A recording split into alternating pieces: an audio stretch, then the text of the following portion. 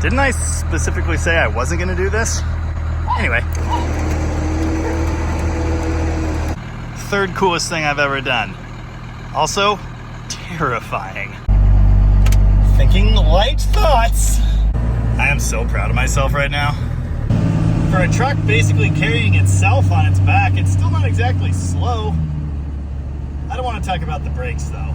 Why did I put it there? Sketchy. Meow. Hi, I'm Jamie. This is Dead Dodge Garage, and it's too hot for this, but I gotta do it anyway. This is Mitchell's 1978 W100. Not to be confused with other Mitchell's 1974 D100, which was until very recently sitting right there. Well, now things are just getting weird. Yes, I'm fully aware that generally a 78 will have amber front turn signal lenses. This one has clear. I'm gonna go ahead and assume they've been changed, but it's definitely a 78. These are pretty cool trucks. I used to have one just like it, but blue, and even rustier, and an automatic. Also, it was a 75. Normal Pacific Northwest Dodge truck things. More normal Pacific Northwest Dodge truck things. I've said many times that the piece of sheet metal where the driver's heel usually sits is generally not found on these trucks. Clearly that already happened on this one, and it's been repaired. Never mind the fact that the throttle isn't hooked up. We'll get to that in a minute. This thing did spend some time in the sun, and as such, the dash is long since disintegrated. It's got the little red buckets and center console, which is a really cool setup. These things are pretty desirable, actually. Admire the roll bar. This actually came out of the crew cab, the green and silver 78 that we restored some years ago, and I've done a few videos on. We removed it during the restoration, and it did not need to go back in. This front bumper and push bar came from that truck, too. I feel like it really adds something, you know? Just gives it that tough, sporty, adult toy look that Dodge was so fond of in the 70s. Power Wagon. Mitch has used this thing as a daily driver for years, and obviously it could use a cleaning. Don't worry about that. As you can see from this shifter, at least if you know anything about vintage transfer cases, this thing is equipped with the 203 full-time four-wheel drive system. It has no two-wheel drive position. It has a high and a low, and then a lock mode for both of those ranges. This full-time four-wheel drive action is accomplished through a differential gear set built into this 203 transfer case. It's actually possible to delete it and convert it to part-time four-wheel drive. I've never done this myself, but apparently it's pretty popular. Because of this system, these trucks will go like anywhere. It's really hard to get one of these stuck. But when you manage to do that, you have a bit of an issue, because you got there in four-wheel drive. Hopefully the lock mode will get you out or switching to low range, but when you get stuck in one of these, that can be pretty serious business. This truck has a Chrysler 8 1/4 axle in the rear, which appears to leak a little bit. I wouldn't worry about that. I'm confident it's got a Dana 44 in the front. That's typical. This tailgate actually came off that crew cab as well. We sourced an even nicer one for that truck. When it was put on here, it was just about perfect. Unfortunately, this truck was the victim of a hit and run a few years ago. Absolutely nuts situation, actually. The only reason they were able to catch the guy is because he exploded the radiator in his Ford Escape, and it stopped moving after like a block. This thing was written off by insurance, and they cut Mitchell a check, but he keeps driving it. Near as we can tell, the frame is still straight, and there was no major structural damage. If we can find a better bed eventually, we will be changing that. As you saw from the other side, it kind of needed it anyway. If you know Dodge trucks, you can probably guess what we're going to find under here. No, not a Slant 6. A 318. There were plenty of larger engines available, but the 318 is found under the hood of so many of these Power Wagons and their two-wheel drive counterparts. As you can see, this 318 is wearing one of those fancy Wyand 4-barrel aluminum manifolds, and it's got a small Edelbrock carburetor. Notice the throttle is not connected to that currently. That's because it's recently been changed. It's recently been changed because this truck won't run. As you may or may not know, I have like lots and lots of projects. And so when Mitchell asked me to try and figure this thing out a couple months ago, well, I didn't really have time. So he gave it a shot himself. He swapped the coil out, he put on a known good carburetor, he messed with some other ignition parts, but nothing would make it run. Now I got to this truck and hit the key and it fired, briefly, and then it stopped firing, and then it made some really interesting sounds, which I want to demonstrate for you now.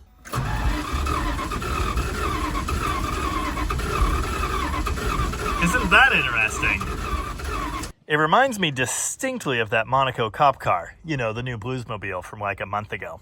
Sometimes it sounds like it has compression and wants to fire.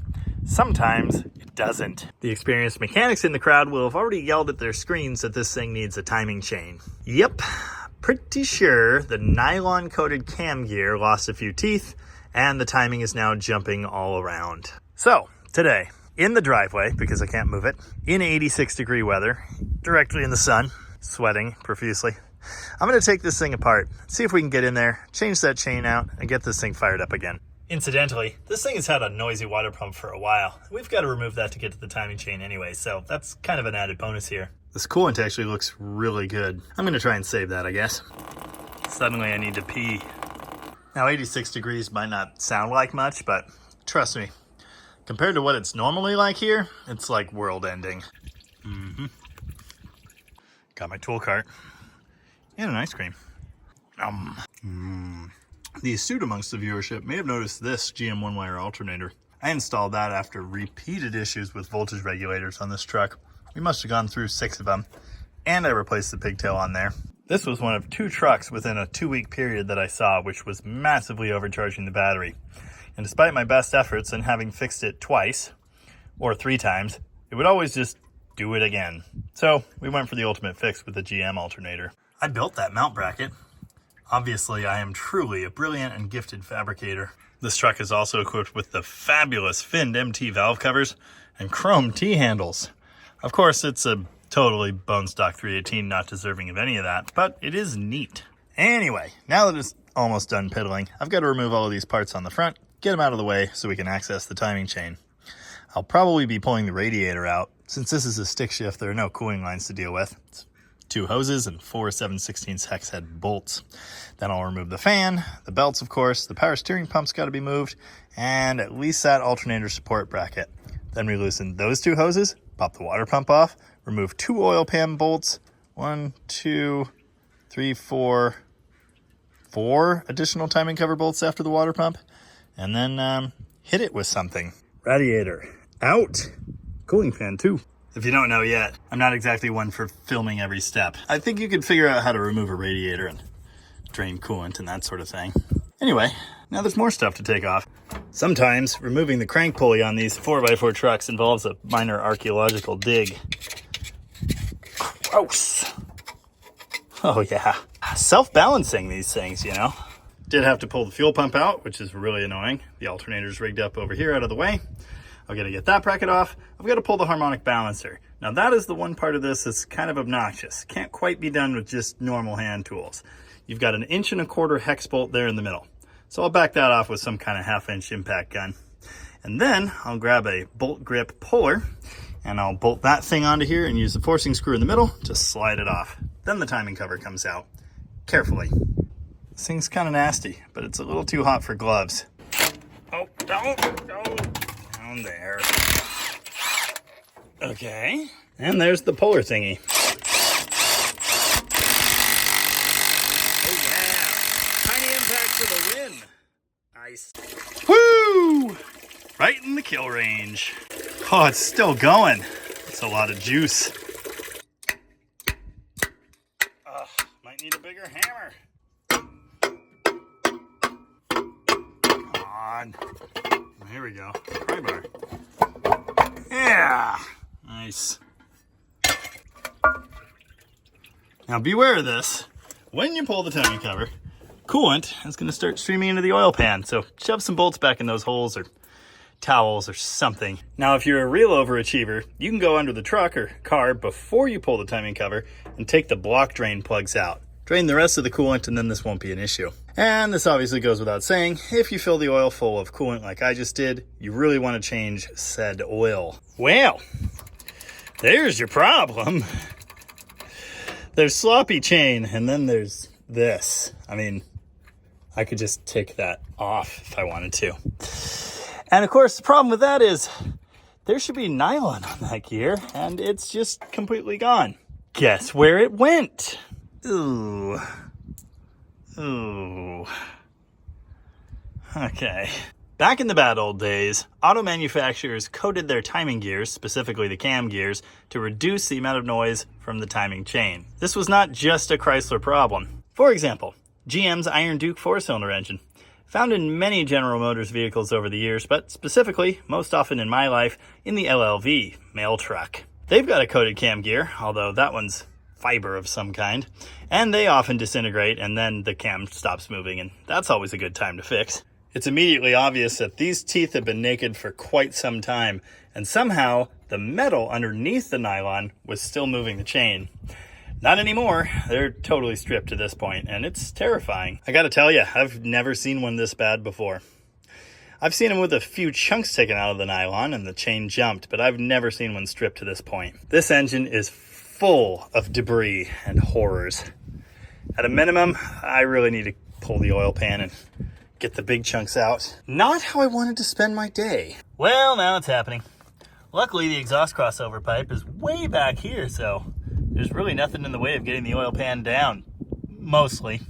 Except the engine cradle, but I think that's fine. I will say, it's still disgusting and annoying, but it's a way easier job in these earlier swept-line Power Wagons because they don't have an engine cradle at all. There's just nothing under there. Oh yeah, remind me to get back to this someday. Just for the record, I hate everything about this, and whatever I'm charging for it, not enough. Also, I'm having pretty serious flashbacks to the 64 Power Wagon, which I did exactly this same operation on, with David's help anyway, in exactly this same spot. Just as miserable. Okay, I think that's all the bolts. Oh, come on. If you can't tell, this sucks. Sure wish I could have had it on a lift. I mean, I guess I could have pushed it in there. Anyway. All right. Oh, no, I did have to pull the clutch guard, but now it should, maybe, hopefully come right out. I need to pull the dipstick though. Come on, just fit out, please. This might not actually work. If I have to jack this engine up, I'm gonna lose it. Okay, I got it. Critical piece of information here if you're gonna attempt this yourself. Obviously this is four-wheel drive. I don't know if it's the same on two-wheel drive, but anyway, rotate the crankshaft so this front counterweight is that way. The pan fits around this just fine, but it doesn't fit around that counterweight. That way you don't have to lift the engine out of the cradle or do anything else. You don't get this kind of info just anywhere. You're welcome. Ugh. Yikes. There's a washer in there or something. Actually, that's a chunk of thread removed from a hole. A big hole, like a head bolt hole maybe, or something like that. Main bolt? I don't know. Anyway, that shouldn't be in there. But neither should any of the other chunks. And there's even more. And lots of scunge. Nice. Yikes. Here's all the chunks of nylon I found. Nowhere near all that's missing. Which means the rest has been distributed through the oiling system. Some of it will have ended up in the filter. That's great, but yeah. Here's that random chunk of thread. There's another one there that's slightly bent. And then all of this, which I believe is a bearing. There's an oiling hole. So that ain't good.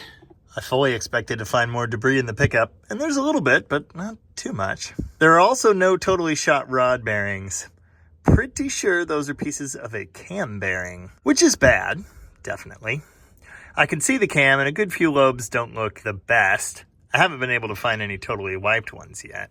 In general, the bottom end here looks mostly kind of sort of okay. It's far from the worst I've seen, but the chunks of bearing are not good news. Also, this thing dripped oil in my hair, so yeah, I'm about ready to set it on fire. You know, it might leak a little oil. Just a little. Everywhere. Well now, what I thought we had here was a quick timing job, an in and out, a truck that would be running by the end of the day, and job well done, handshakes, pats on the back all around. What we actually have is a horse of a pretty different color. Chunks of bearing sitting in your oil pan do not bode well for future oil pressure prospects. This is not good. So it's time for Mitchell and I to have a heart-to-heart, a conversation about the future of this poor engine, because I don't think I can just slap a timing chain in it and send it down the road. Do you think this thing might have some scored bearings? I think this thing might have some scored bearings. Yeah. Anyway, tune into the next episode when we inevitably pull this tired, sad, somewhat destroyed really, really greasy 318 out of this truck and unscrew it. Oh, I never pulled the crank gear. Seems like a moot point now, but a bit of heat and a couple pry bars or some kind of puller tool. Either way. In case you're wondering how to finish this job from this point, you just install the new parts and then you put everything back together. Hopefully you don't have chunks of bearings in the oil pan on your engine. Yeah. I'm gonna go take a shower. There you go. Anyway, thanks for watching. And remember, it's called Dead Dodge Garage for a reason.